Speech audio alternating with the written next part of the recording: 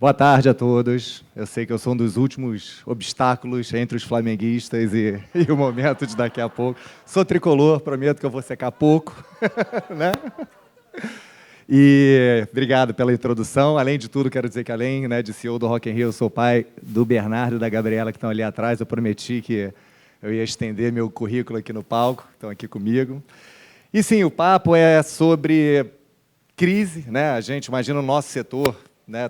Literalmente fomos os primeiros de todos a parar, né, dos eventos, o último a retornar. Então, sim, essa crise que a gente está vivendo, pessoal, para a gente foi absolutamente, né, profissionalmente ali atingido, mas otimista, né, como eu sou, acho que o papo aqui é para a gente falar sobre o que fazer a partir da crise, né? Que oportunidades de fato a gente tem. E aí, quando eu falo a gente, eu não estou falando mais do Rock in Rio, de negócio, estou falando a gente como sociedade, e o papo de hoje é um pouco sobre isso. Quando o Igor, o Renato me chamaram para falar aqui, né, o TED tem essa história do conceito, que ideia vale a pena a gente espalhar. E aí eu não acredito muito nessas coincidências do destino, mas, coincidentemente, eu estava lendo o livro do Yuval Harari, né, o Homo Deus, naquele mesmo dia, e aí veio uma frase falando de ideias, né, compartilhar ideias, e dizia o seguinte: as ideias que mudam o mundo só são aquelas ideias que mudam comportamentos, né? Nenhuma outra ideia vai mudar nada se não mudar comportamento. Então, é sobre comportamento, sobre atitude, a partir da crise, né? Esse momento que a gente está vivendo, é um pouco, né, desse papo que eu vou compartilhar, a gente vai falar hoje. E esse papo passa sobre uma conversa de antifragilidade. Acho que muita gente já deve ter lido, né, o livro também do Nassim Taleb. E ele fala, esse é um exemplo do livro dele, o Antifragilidade, Antifrágil, que ele começa com um exemplo. Ele é um professor de risco, né, entende tudo de estatística e tal, e ele fala justamente das estatísticas, né, das corridas de cavalo, e ele diz o seguinte: os melhores cavalos do mundo, isso aí é matemática, levantado e tal, eles têm as melhores performances, eles ficam em primeiro, segundo lugar, sempre que eles estão competindo com os melhores cavalos. Quando o melhor cavalo do mundo está correndo com cavalos medianos e tal, tem os piores resultados, ficam em quarto e quinto e tal. E o que acontece? Né? Aquela tensão gerada por uma necessidade que ele tem, uma diversidade que ele tem de ter um cavalo ali do lado dele, correndo tanto quanto ele e tal, que faz ele dar aquela extra mile e mudar e transformar, inclusive, a forma dele correr, se reinventando a partir de uma crise, né, de uma pressão. A gente já falou aqui mais cedo, né, sobre a nossa comodidade de não querer tomar decisão, de ir à frente e tal. E esse papo tem a ver, né, também sobre isso. E quando a gente fala de crise, né, então estou falando das oportunidades que vêm da crise, eu não falo mandarim, não sei se alguém tem aqui, além de Ni Hao Ma, eu só sei falar essa palavra aqui.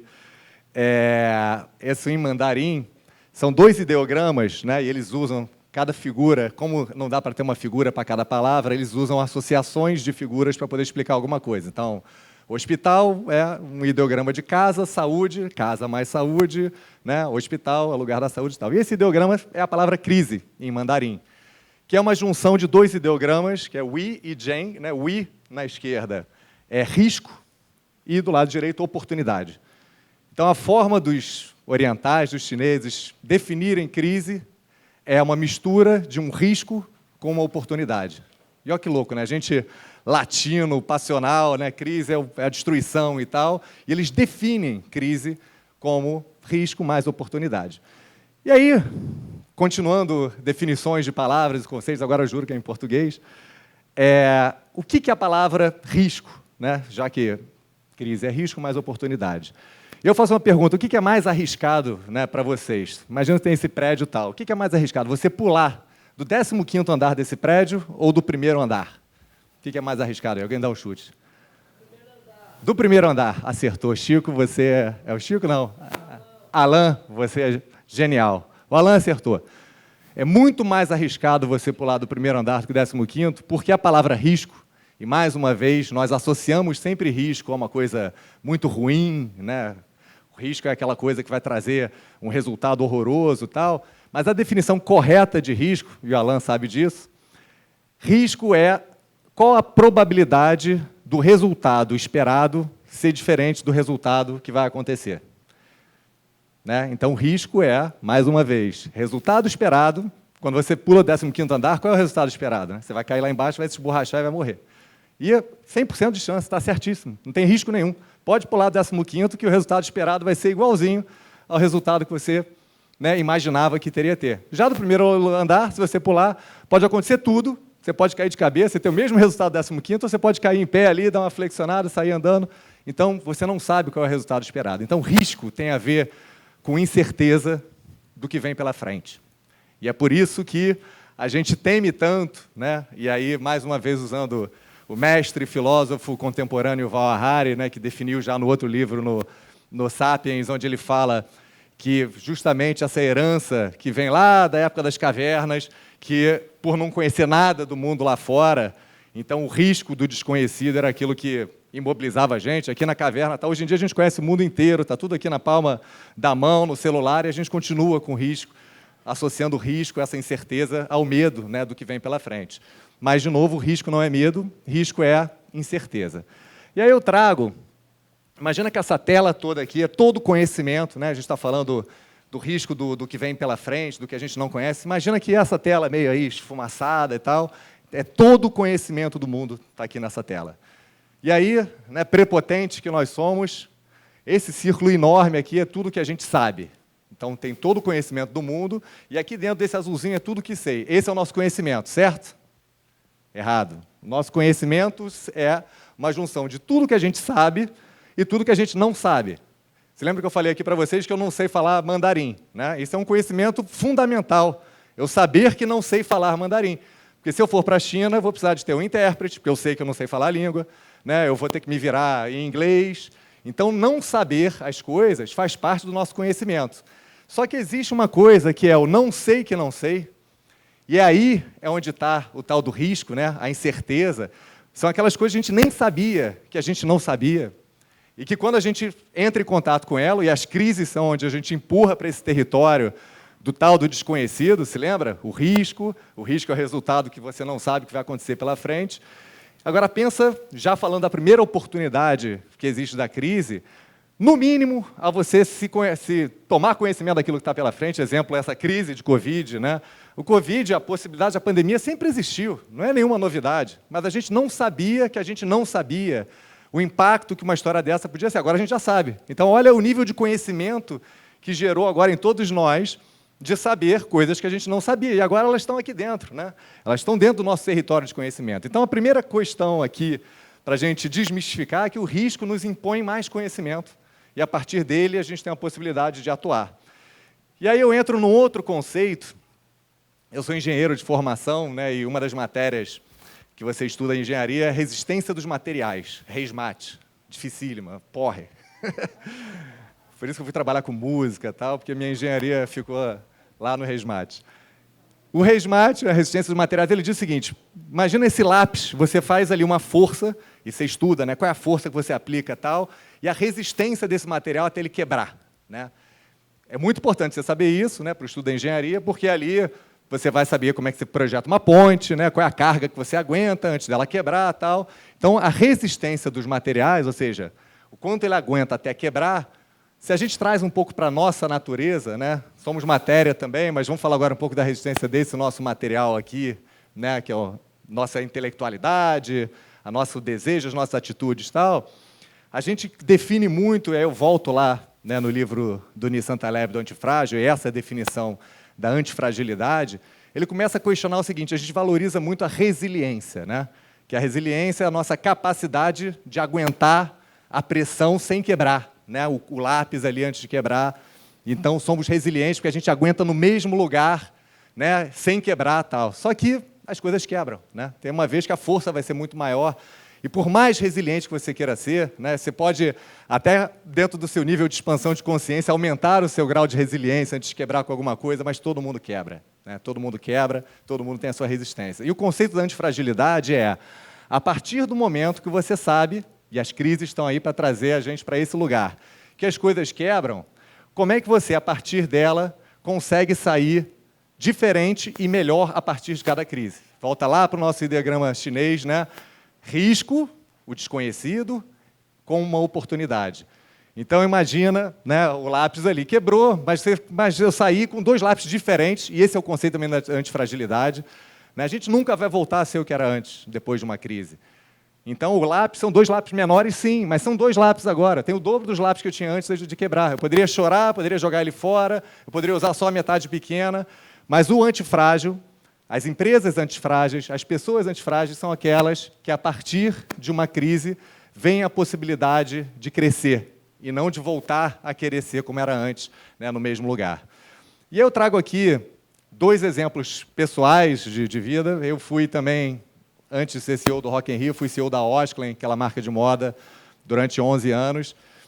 E um dia eu estava em casa, depois do trabalho, era 10 horas da noite, me liga o segurança lá da Osklen e diz: Luiz, você podia dar um pulinho aqui que tem um princípio de incêndio e tal. Eu peguei o carro, enlouquecidamente, fui correndo para lá, passei ali o túnel, a Osklen ficava em São Cristóvão, tinha assim, um cogumelo nuclear do outro lado. Eu falei, ou tem 2 incêndios em São Cristóvão, ou acabou a Osklen. E quando eu chego, a cena era essa, né? Essa aí, uma imagem filmada por um helicóptero da Globo, de TV e tal. Ali era a nossa sede, onde estava absolutamente tudo, né? Todos os nossos computadores, notas fiscais, máquinas de costura, tecido, todas as coleções antigas, os acervos que a gente tinha de 20 anos de empresa, tudo aí debaixo desse fogo e tal. E aí, obviamente, né, eu querendo ali resiliente, como é que a gente volta tudo como era antes e tal, comecei ali naquela madrugada, enquanto estava lá tudo apagando, fazendo aquele plano de crise. Então, vamos logar aqui uma sede e vamos restaurar todos os backups e vamos, como é que a gente acelera o processo de produção já que vai estar. Então, montei todo o meu plano, liguei para o Oscar, que era empreendedor, fundador da Osklen, ele estava de férias com a família. Eu falei, Oscar, sabe, aquela Osklen, aquela empresa, a gente acabou, né? Aquela ali não tem mais. Expliquei tudo, o incêndio e tal, e ele, obviamente, pegou um avião, interrompeu as férias dele.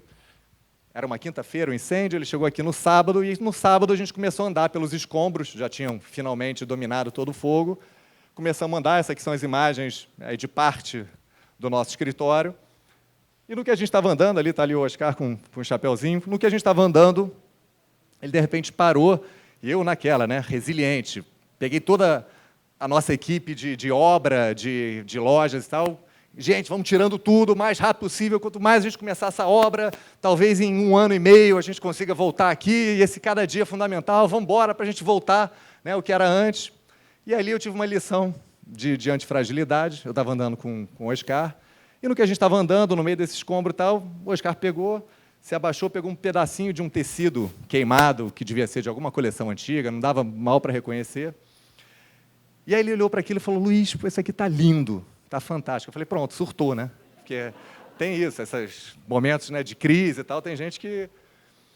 E ali ele começou a olhar para aquilo, moral da história, ligamos para toda, era um sábado, para toda a nossa equipe de estilo, criação, que estava todo mundo em casa, obviamente, super impactado e chocado, né, pelo que tinha acontecido.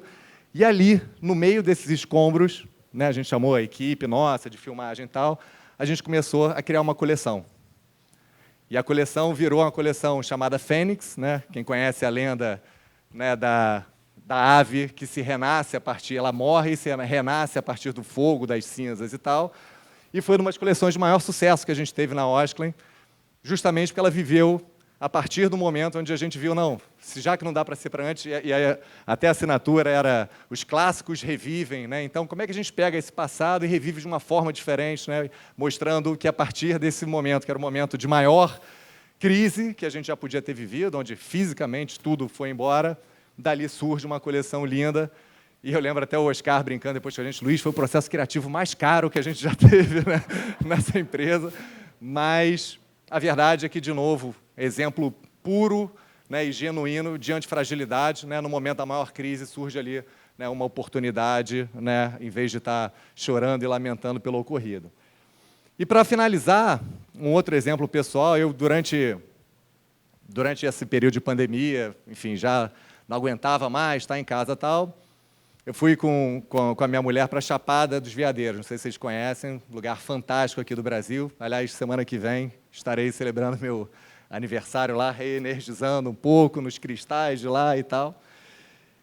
E, primeira vez que eu tinha ido, agora durante a pandemia, a gente estava andando, fazendo uma trilha para uma cachoeira com um guia local, que ele era apelidado de Google do Cerrado, ele sabia tudo, né? Ele mesmo disse, todo mundo me chama aqui de Google do Cerrado, porque cada planta que a gente ia passando, ele explicava, né, qual era o o superpoder daquela planta no cerrado, e explicava cada coisa, e ele parou essa planta que vocês estão vendo aqui, que é popularmente chamada de canela de ema, e tem, porque é fininha, né, não dá para ver o caule ali, mas tem também um apelido um pouco mais charmoso, que está conectado com o exemplo que eu acabei de falar, que ela é chamada de fênix do cerrado. E por que ela é chamada de fênix do cerrado? Essa planta ela tem é linda, super resistente e tal, mas ela tem um problema que ela cresce muito devagar. E toda a vegetação que cresce ao redor dela cresce muito mais rápido do que ela, e ela precisa muito do sol para sobreviver.